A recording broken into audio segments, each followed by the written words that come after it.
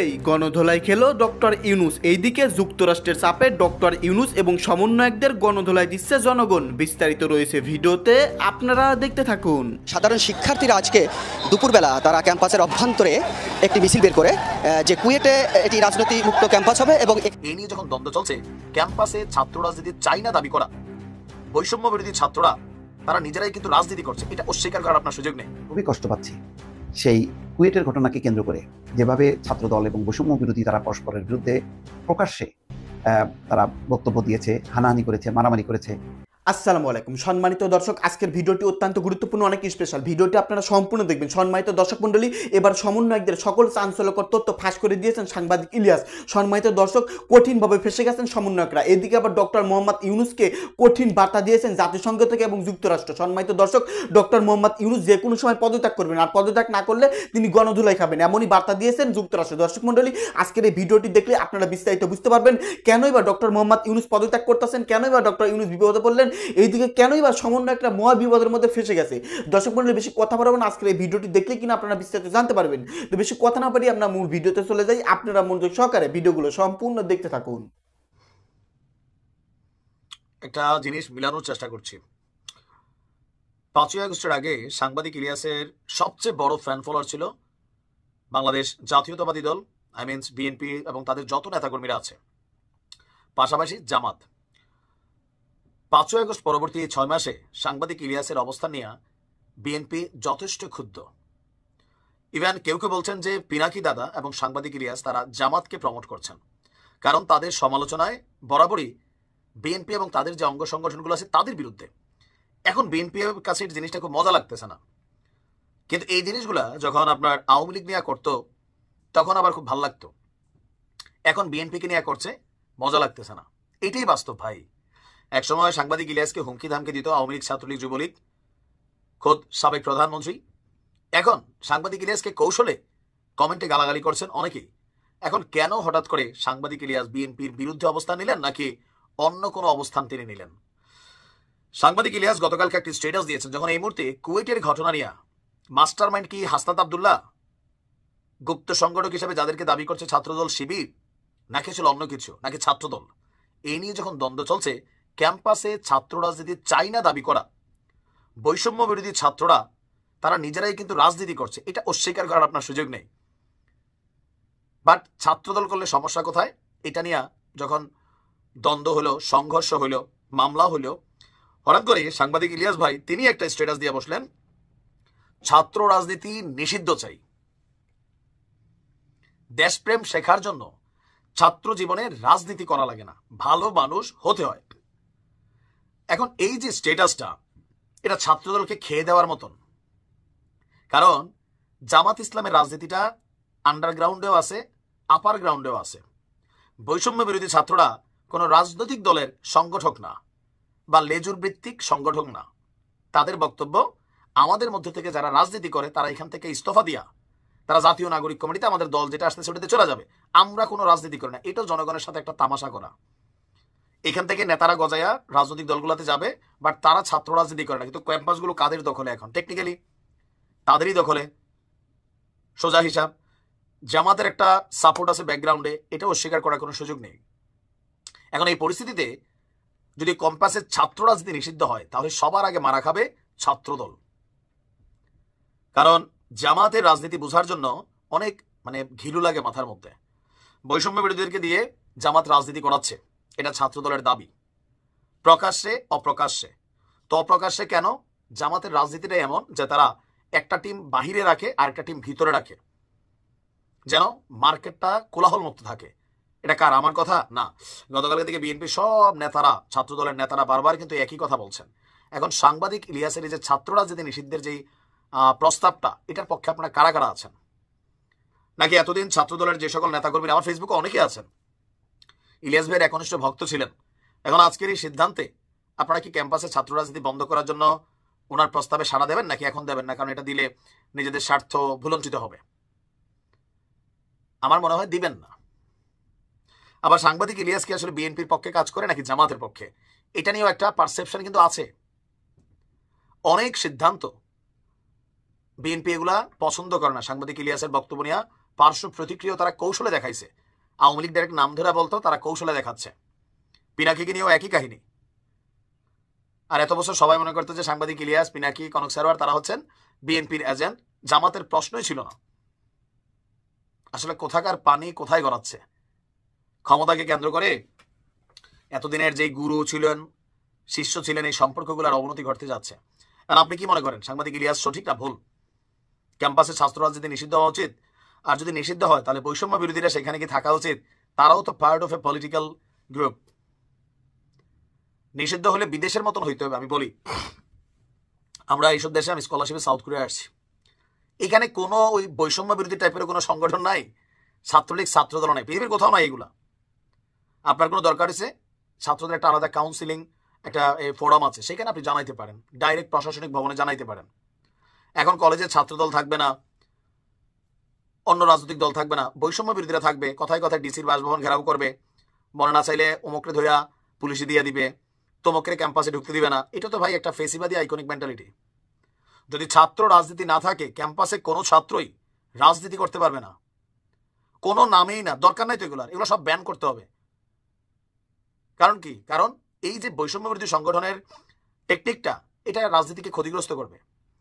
প্রথমে তাদেরকে বলতে হবে যে আমরা ছাত্র রাজনীতি করবো না, ক্যাম্পাস নিয়ন্ত্রণ করবে সরকার, প্রশাসন, কলেজের ভবনের যারা দায়িত্বরত আছেন তারা, ছাত্ররা পড়াশোনা করবে। কিন্তু আমরা বিভিন্ন নামে থাকবো, আরেকটা দল রাজনীতি করবে না, আমি এটার পক্ষে না। যদি নিষিদ্ধ হতে হয়, টোটাল ক্যাম্পাস পলিটিক্স ফ্রি, নামে বেনামে, রাজনৈতিক সংগঠনের নামে বেনামে, ফ্রিডম সংগঠন, কোনো কিছুই নাই। কারণ এগুলো বাংলাদেশের মানুষ বোঝে, আমরা তো মূর্খা না। আমি ছাত্র রাজনীতি নিষিদ্ধের পক্ষের একজন মানুষ, সত্যি সত্যি। কেন?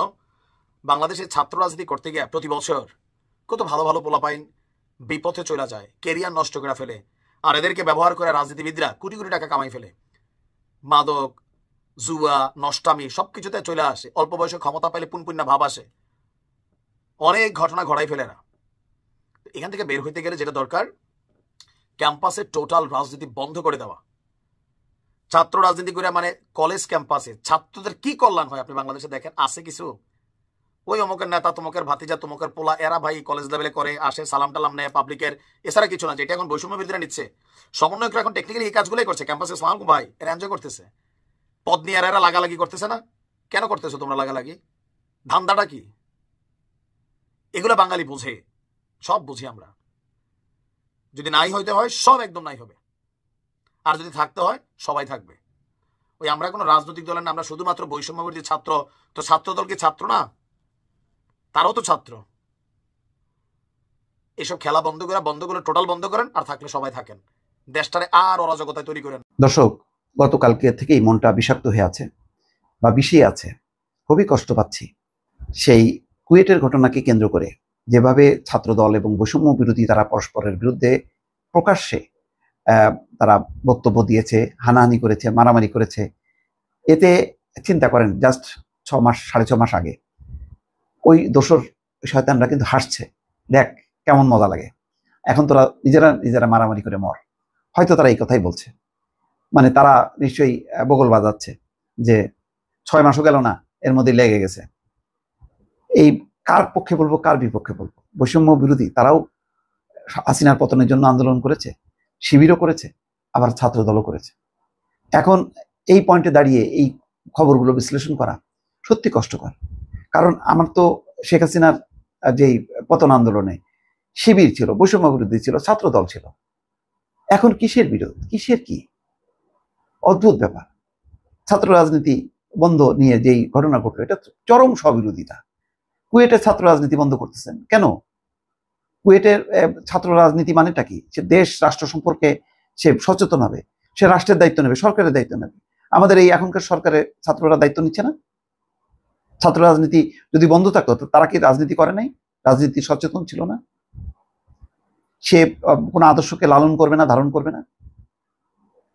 ছাত্রদল সে তার নিজের কর্মসূচি পালন করছিল, সেই কর্মসূচিকে বাধা দেওয়ার তুমি কে? এটা তার গণতান্ত্রিক অধিকার। তুমি তোমার কর্মসূচি করো, তুমি বলো যে না এই কাজটা ভালো না, প্রচার চালো, তুমি বাধা দেবে কেন? তুমি হামলা করবে কেন? তুমি পাল্টা মিছিল করবে কেন?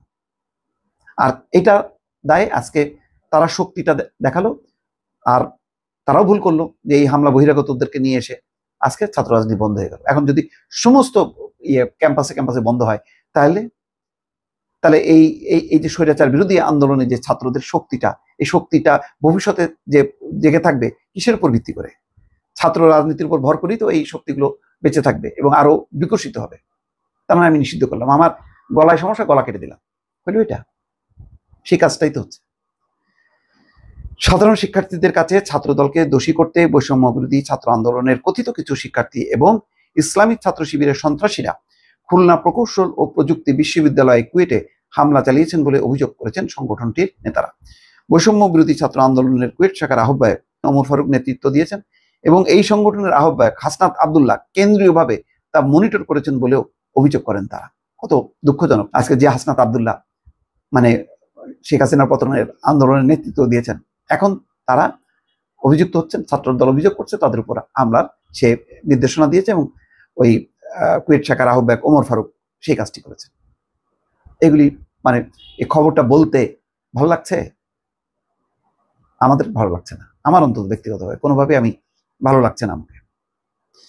বুধবার ঢাকা বিশ্ববিদ্যালয়ের ছাত্র ও শিক্ষক কেন্দ্রের গেমস রুমে আয়োজিত এক সংবাদ সম্মেলনে এমন কথা বলেন ছাত্র দলের নেতারা। ছাত্র দলের বিরুদ্ধে মব তৈরি এবং অপপ্রচার চালানো হচ্ছে বলে অভিযোগ করেন তারা। সংবাদ সম্মেলনে বক্তব্য দেন ছাত্র দলের কেন্দ্রীয় সভাপতি রাকিবুল ইসলাম এবং সাধারণ সম্পাদক নাসির উদ্দিন। আরো উপস্থিত ছিলেন ছাত্র দলের ঢাকা বিশ্ববিদ্যালয় শাখার সভাপতি গণেশ চন্দ্র রায়, সাধারণ সম্পাদক নাহিদুজ্জামান শিপন সহ কেন্দ্রীয় ও ঢাকা বিশ্ববিদ্যালয়ের শাখার বিভিন্ন পর্যায়ের নেতারা।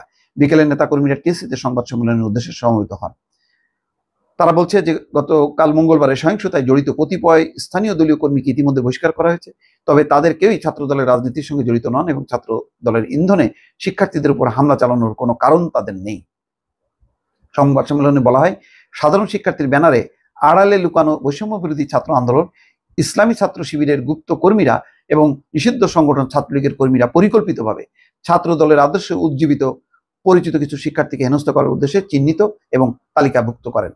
ছাত্রদল কুয়েট ক্যাম্পাসে আনুষ্ঠানিকভাবে কোনো রাজনৈতিক অনুষ্ঠানের আয়োজন না করলেও এসব গুপ্ত ষড়যন্ত্রকারীদের ইন্ধনে সাধারণ শিক্ষার্থী পরিচয়ে ক্যাম্পাসে ছাত্রদলের নিষিদ্ধ যে বিশাল ব্যানার টাঙানো হয়। এরপর গতকালের মব মিছিল করে সেখান থেকে বিনা উস্কানিতে ছাত্রদলের সমর্থকদের উপরে হামলা চালানো হয়।